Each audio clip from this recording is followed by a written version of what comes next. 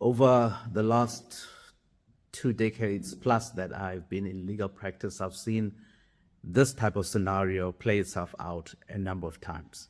You find there is a parent who has been working, all their working life. They've come to the point of retirement.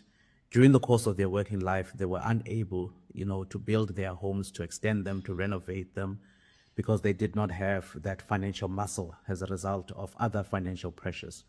Then you find that they come to retirement, they receive quite substantial lump sums, and now they finally have the opportunity, to work towards their goals and work towards their dreams.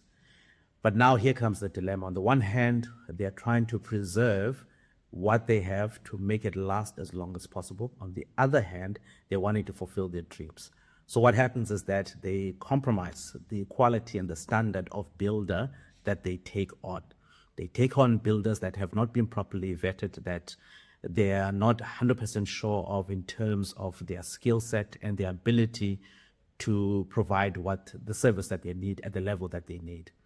So you then find that the municipality comes around, they find that the builder has taken shortcuts, they have either used inferior material, or they have even departed significantly so from the building plans, and they have built in a way that is not safe, and therefore the municipality is left with no option but to issue out an instruction either for major renovations to be done or for the demolition of even an entire building that has been built, even when the roof is up and all the interior finishings have been done. So how can this be avoided? Well, at the very least, what should be done by people who find themselves in a position where they are wanting to undertake major construction works is to work with builders that have a reputation in the industry, and builders that can be verified as having been registered with the National Home Builders Registration Council. This is a council that is set up to, amongst other things, ensure that the builders who build or who work on people's homes do so at a competent level, that they have the required experience.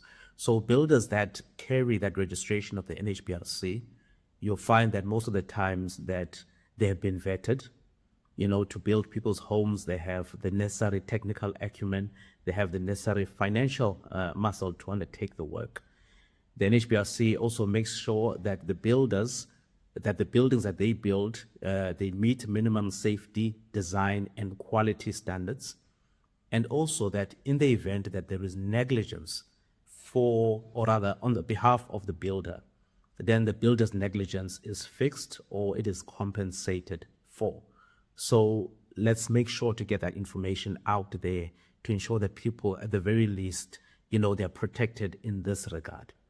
But if you find yourself in that position already where you've used a fly-by-night builder who has really messed you up and has set you back tens of thousands, sometimes hundreds of thousands, we've seen that, please make sure that you see an attorney and get some legal advice as to how to deal with the situation.